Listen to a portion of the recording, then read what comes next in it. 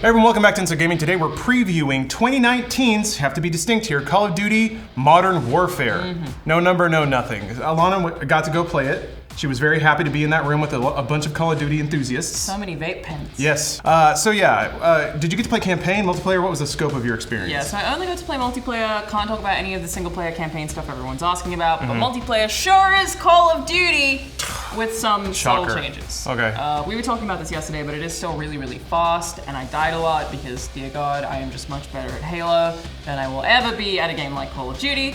But there are ways that they refined the things that make it feel like the series took a small step forward or backward, since they headed back to gritty realism. Yeah, so. No jetpacks, no wall runs, no Nope. rocket-powered slides with laser guns. None of that. Dang. All right, so what are the changes? Because I feel like there's a certain DNA they cannot get away from, of just like, you know, quick scoping, quick reloading, like grenades firing off of every wrist. So is that like core experience still there, and what's different now? It still very much feels like that, and the terminology they kept using, which I think is accurate, is that it is fresh but familiar. So it still feels like Call of Duty, it's still stupid fast, there's still a lot of chaos that I don't think lines up with all this edgy marketing stuff they've been pushing. But there are enough changes that it does also feel fresh, I think. It's not gonna blow people's socks off and they're still gonna be mad when it gets a good review score because they'll say it's the same as last year. But there are some changes. One thing that really stood out to me is how you can approach environments more tactically than you used to be able to, but also the attention put on how different players with different play styles can take advantage of the situations they're in.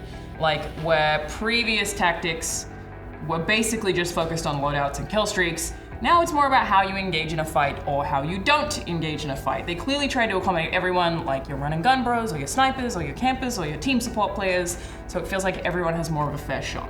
Interesting. Yeah, I feel like there was lip service paid to that, but online players do what they do, and they tend to condense into a single play style. Whether it's, you know, like sprinting with a shotgun and just banging somebody right in the face, or yeah, prone crouching in the corner of the map and just picking anyone that happens to wander into your sights. So what is that actually like in the game? Do you foresee the changes they've made actually making that work, or is it just going to settle out into the same old Call of Duty thing? I think it will probably settle out into the same thing, but the point is that there are slightly more options, so okay. There could be more variety, I think, but it probably will still funnel in the same kinds of players. But a lot of that, I think they did through world design. As far as maps are concerned, they focused on a lot of facilitating discovery and giving players little puzzles regarding how to get to certain parts of the map, so they have those little aha moments. And the plan, and I don't know if I buy this, was that, say you have a player who's been playing for 6 months, maybe 6 months into that map, they'll discover something new in a map. Like there should be enough little secrets where it comes to traversal that you should constantly be finding things. It's also been improved so there are less invisible walls. It's not like you can climb on stuff like Apex Legends, which I did find a little jarring after we watched the presentation. I was like, well, maybe I'll be able to climb on everything. Can't climb on a lot of stuff. But there is, for example, if there's an oil barrel somewhere, you might be able to jump on it and then jump onto a roof off of that rather than just being pushed away, because they used to just have invisible walls and all of that stuff. So it's kind of like they took the plastic off of everything.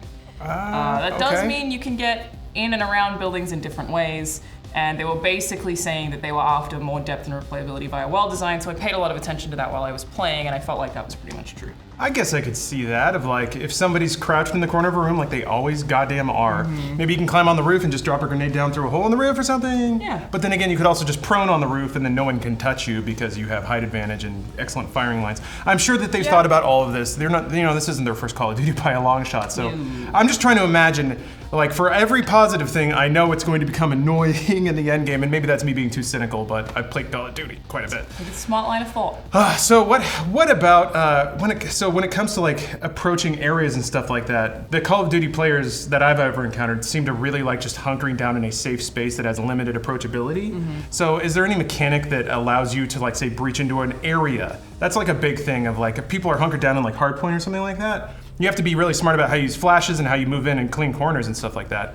So are there any new mechanics to help that happen? Because that's always just a really annoying thing to deal with. Well, there was still a lot of that happening while I was at the multiplayer event playing the multiplayer, but I guess that's because those Call of Duty players are still used to how they've always played Call of Duty, and maybe will evolve. But one thing that's changed a lot is doors. They got way more tactical, and I had a lot of fun with this. They made doors tactical? They really did. They put like an iron sight on the like handle you have to push? They may as well have. So you can run up to a door and just slightly push it open, throw a grenade in, and then bail.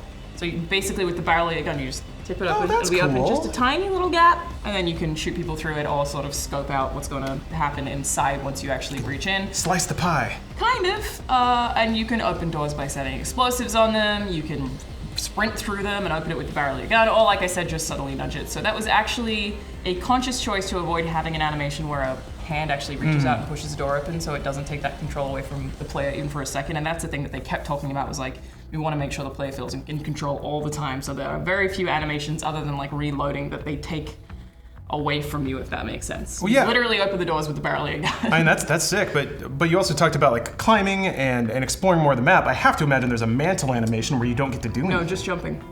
Oh! Huh! No climbing animation like, again, in Apex. It's Okay. just stuff you can jump on, so...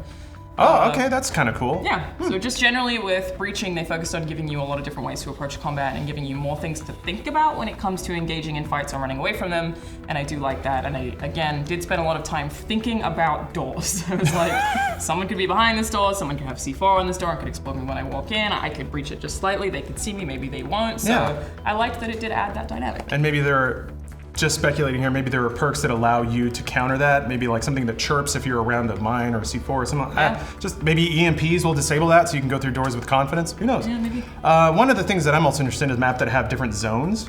So they've had like other COD maps have had like zones that damage you over time, or water was a big thing. So is there any mechanic like that where there's a whole chunk of the map that requires a different sort of play style? There's a lot of darkness. We played one map that was fully in the dark, but there are also there are also maps that just have little pockets of dark, and they are really, really dark. You can't see anything at all.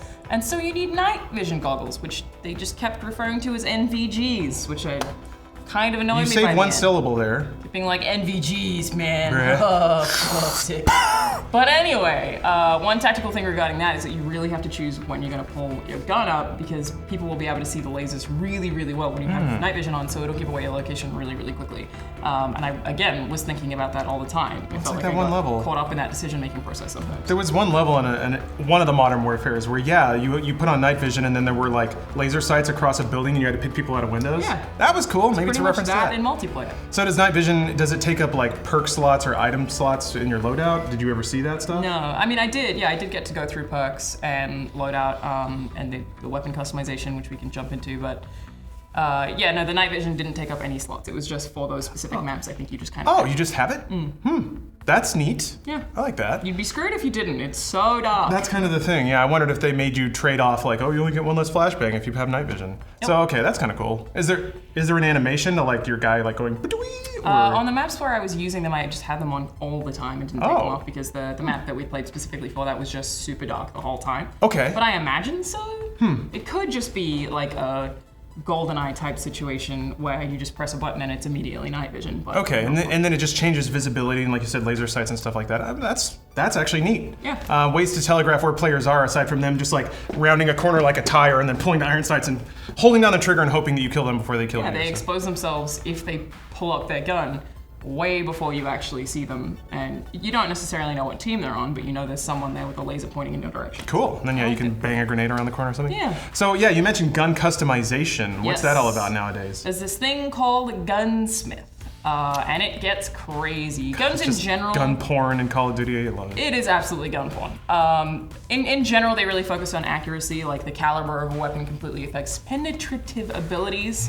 This was cool to watch, but not actually that cool in-game. When they were showing us the presentation, I was like, interesting. Like a gun with a higher caliber will require less shots to shoot an enemy through a wall.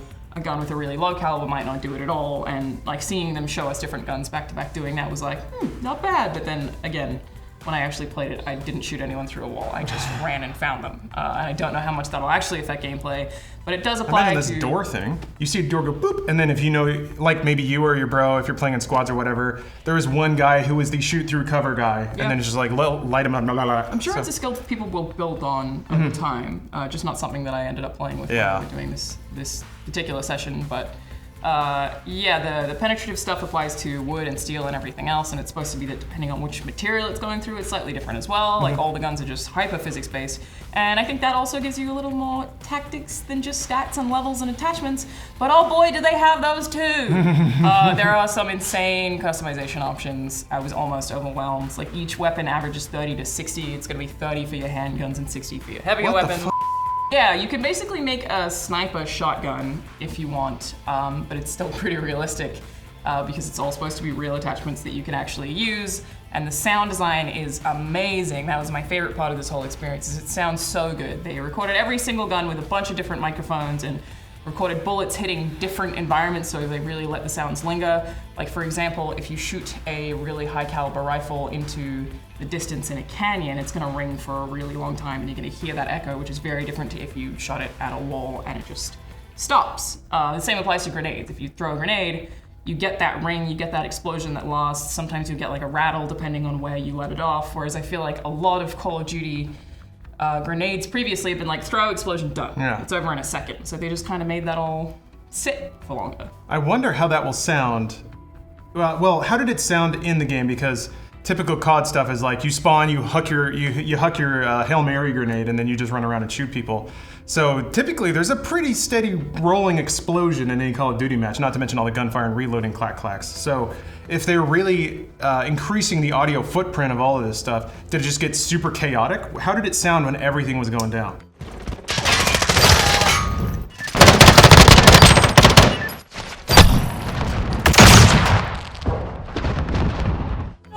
Sounded chaotic. My guess would be that they isolate the audio pretty well so that you can't hear an explosion that's really far away from you, but the one that's right next to you rings for a long time or sounds that makes sense. Yeah. Okay. And I'm sure a lot of people don't pay any attention to that whatsoever. I just really liked it. Yeah, I imagine you tuned it out. Cool. I mean, Call of Duty's always been, the sound design has always been amazing, so I'm really excited to see what they do with this, if they're changing the direction a little bit. Yeah.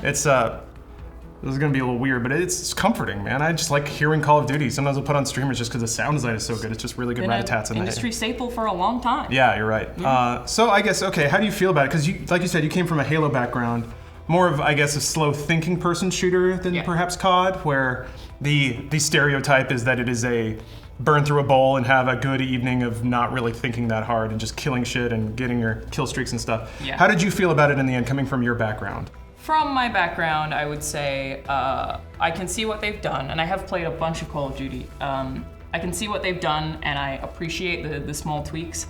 Doesn't mean I'm going to sink a lot of time into it. It still doesn't feel like it's for me, and that's totally fine. But I think people who already love Call of Duty, which is mostly what they're going for here, I think that they're going to be impressed with the way they've refined it and the extra attention to detail. And hopefully the tactics does change, the tactical approaches changes the multiplayer a little bit for people, but I'm not positive how that will actually work when those players are so bred to play in a specific way that once they finally get into that stuff, it maybe won't make any difference at all. That's what I'm curious about.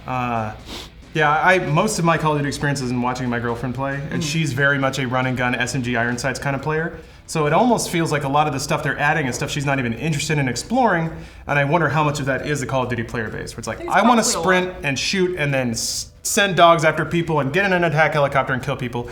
All this thinking bullshit, I'm not into it. So I guess ideally, when you're running into that kind of player, the game gives you mechanics to think around them, of like, okay, if I got a lot of running guns, then I'll just find a good point to hole up and pick them off as they're running around being idiots on the map. Yeah, I think they call them power points.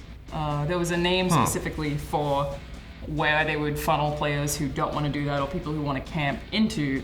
So they've actually designed the maps with those in mind. And at least the presentation on that was impressive. But again, even when I was playing it, I felt that myself. I didn't feel like anyone I was playing with was trying to play to the advantage of the map. So we'll see how much it actually. It's an influencer event. Everyone's going there to get hot game footage that they can then show to their bros on YouTube. Channel. So yeah, that's why I think it was like I was the one who was trying to explore the new mechanics, and I felt like nobody else was doing that. So maybe it will translate into the real world.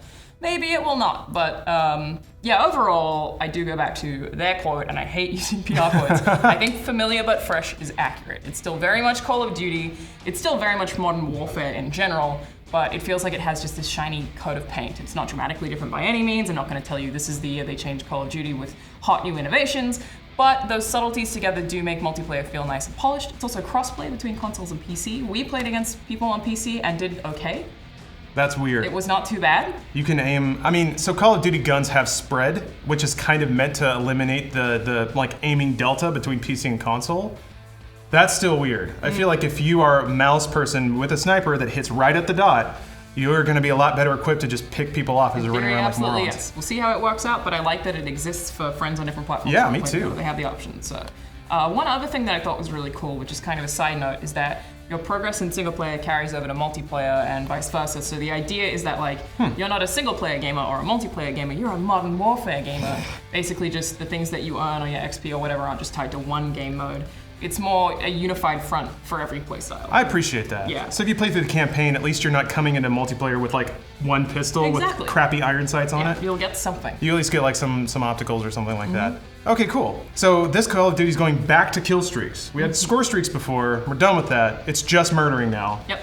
As somebody who's not good at COD, I very rarely got any kill streak above 5, and frankly, I am a little amazed that anyone can get 12 without dying in any match. Insane. How did that work out for you? Was that your experience too? Typically there's a perk that will up the cost, but also not reset your kill streak when you die. And that's how I ever see anything in COD. So did you see something similar like that in this game, or is this game for pros only?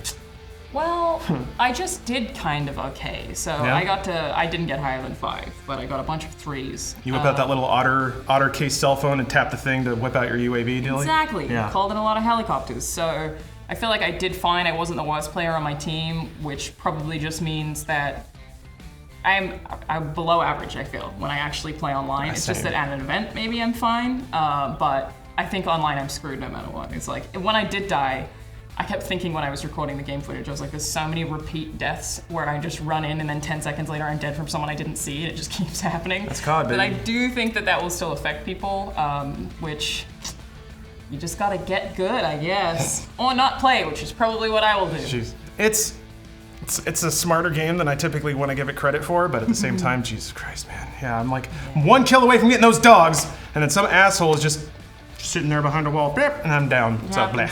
Yeah. So, you want to do boilerplate and stuff? We're gonna stay tuned. Call of Duty Modern Warfare coming out this fall for Xbox, PC, and PS4. Hell yeah, bro. October 25th on Microsoft Windows, PlayStation 4, and Xbox One.